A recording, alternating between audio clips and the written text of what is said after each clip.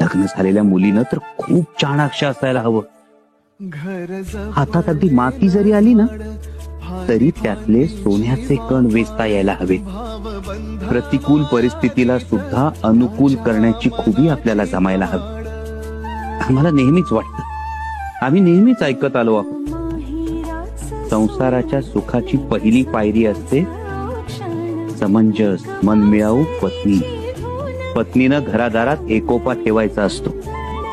पत्नीनं पतीची बुद्धीनं तेजानं आरोग्यानं साथ द्यायला हवी.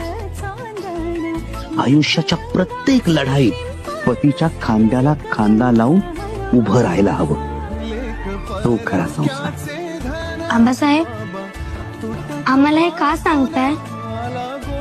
प्रत्येक बापाला आपल्या लेकीला हे कधी ना कधी सांगायचं असतं बा, म्हणून सांगितलं. Download ShareChat.